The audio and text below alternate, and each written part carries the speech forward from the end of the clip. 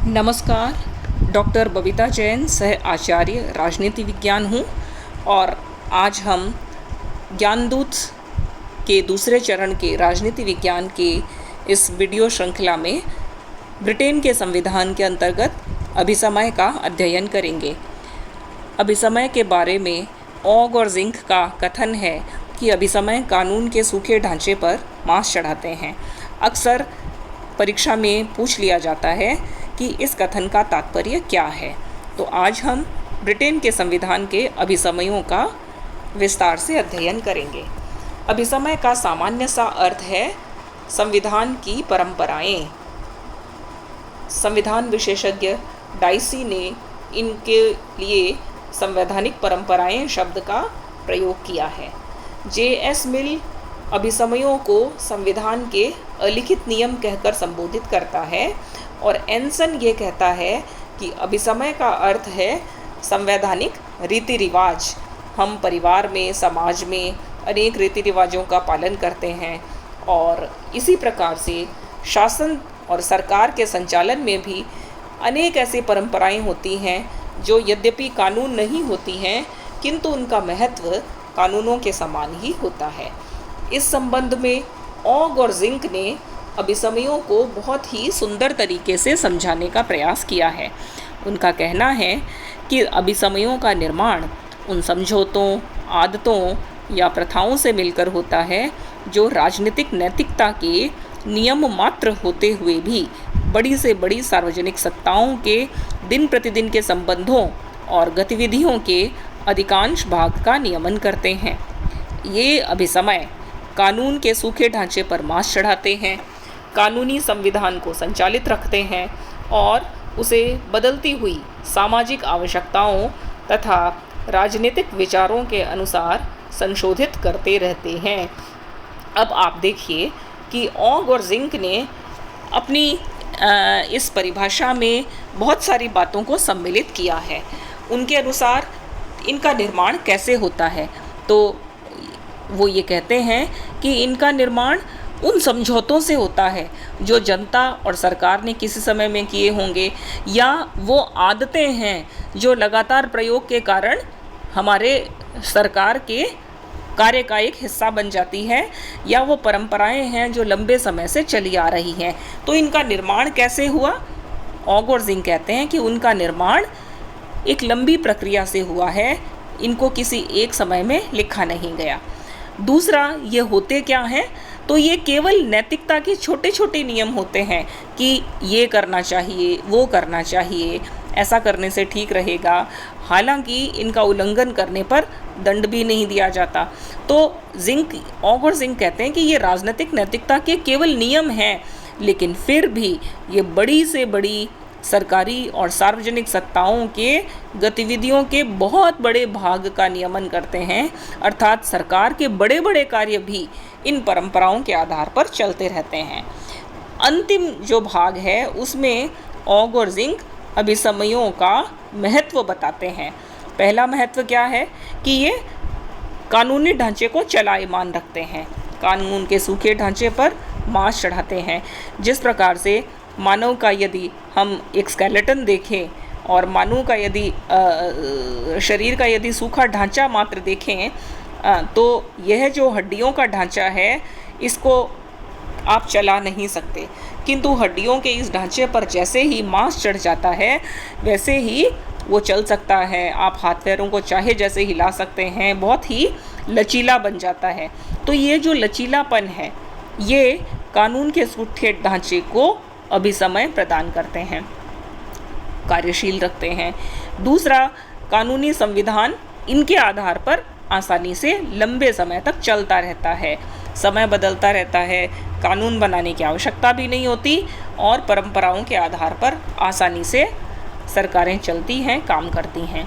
और सबसे महत्वपूर्ण बात यह है कि बदलती हुई आवश्यकताओं के अनुसार कानून न होते हुए भी इन रीति रिवाजों में आसानी से परिवर्तन कर देते हैं और ये बिना संविधान के औपचारिक संशोधन के ही ये संशोधित होते रहते हैं। इस तरह से ऑग और जिंक की ये जो परिभाषा है इसके अनुसार इनका निर्माण तो इतिहास में होता है, एक लंबे कालखंड में लगातार प्रयोग करने से होता है, और ये जो हैं वो सरकार के बड़े बड़े कार्यों को संपादित करते हैं, और इनका महत्व ये है कि ये संविधान को चलायमान रखते हैं। अब यदि नटशेल में संक्षेप में इनकी परिभाषाओं की, इनके अभिसमय की विशेषताओं की यदि हम चर्चा करें, तो पहली विशेषता है कि अभिसमय कानून के द्वारा सुरक्षित नहीं होते। इसका अर्थ ये है कि इनका उल्लंघन करने पर न्यायालय दंड नहीं दे सकता, लेकिन फिर भी ये कानून की तरह ही सम्मान के साथ लोग इनका पालन करते हैं। दंड के भय से नहीं, वरन सम्मान के आधार पर इनका पालन किया जाता है। ये दूसरी बात है। तीसरी बात ये है कि ब्रिटेन के संविधान का लगभग 80 से 90% जो ढांचा है वो इन परंपराओं पर ही आधारित है। जैसे भारत का संविधान लगभग 80 से 90% कानून पर आधारित है, लिखित संविधान पर आधारित है, वहीं इसके ठीक उल्टा ब्रिटेन का संविधान 80 से 90% तक इन अलिखित परंपराओं पर निर्भर है, और उसका बहुत ही छोटा सा जो हिस्सा है वो कानूनों के आधार पर निर्मित है। अगली विशेषता ये है कि अभिसमय के कारण ही ब्रिटेन का जो संविधान है वो संसार का सबसे लचीला और अलिखित संविधान कहा जाता है, और अभिसमय जो है वो कानूनी संविधान को चलायमान रखते हैं। अब महत्वपूर्ण प्रश्न ये है कि इन अभिसमयों का आखिर पालन किया क्यों जाता है, जब इनका उल्लंघन करने पर कोई दंड भी नहीं दिया जा सकता, न्यायालय उनका पालन करवा भी नहीं सकते, तो क्यों हज़ारों सालों से इनका पालन विभिन्न राजनीतिक दल भी करते हैं, विभिन्न सरकारें भी करती हैं, लोग भी करते हैं? कारण क्या है? तो ब्रिटेन के संविधान के विशेषज्ञों ने इनके कारणों की खोज करने का प्रयास किया, और उनमें से 3 विशेषज्ञों ने अपने तर्क दिए हैं इनके पालन के। तो पहला हम अध्ययन करेंगे, देखेंगे डाइसी का तर्क।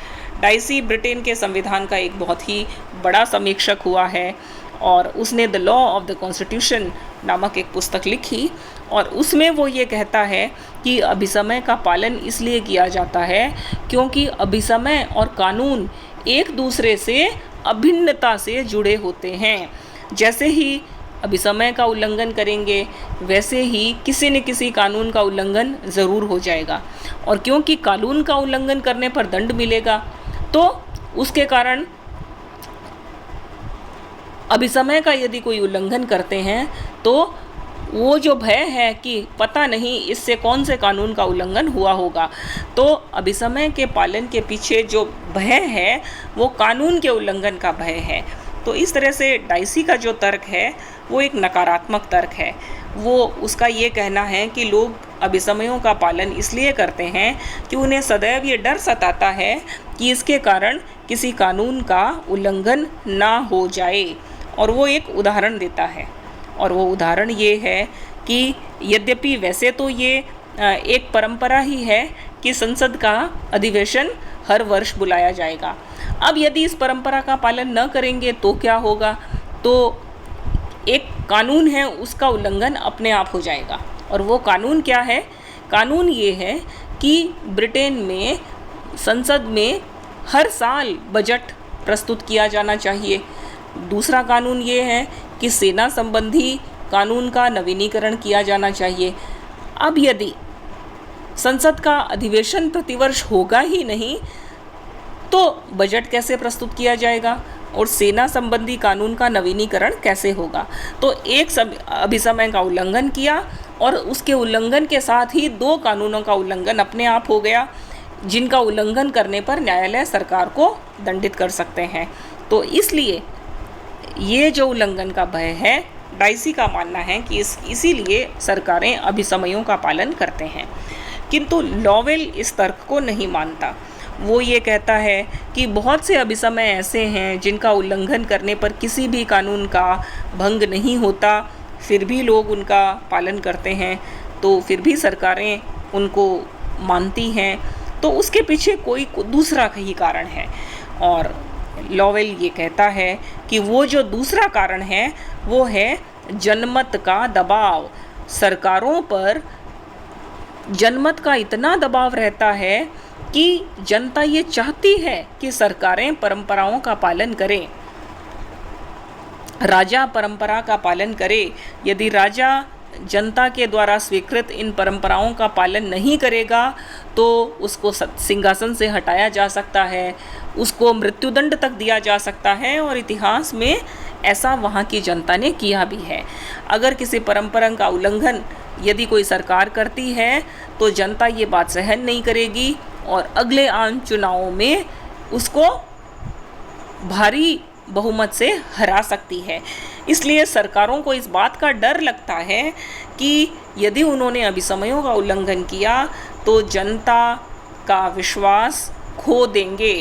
इसी दबाव के कारण वे अभिसमयों का, परंपराओं का पालन करते रहते हैं।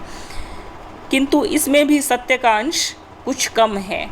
लास्की एक तीसरे तर्क को उठाते हैं और लास्की ये कहते हैं कि परंपराओं का पालन इसलिए किया जाता है कि वहाँ पे जो मूल सिद्धांत हैं, उन मूल सिद्धांतों को, मूल परंपराओं को सभी राजनीतिक दल मान्यता प्रदान करते हैं।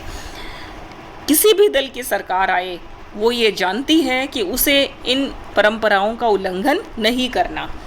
यदि कोई भी राजनीतिक दल उन परंपराओं को मानने से इनकार कर देता तो हो सकता है कि इन अभिसमयों का पालन लगातार नहीं होता।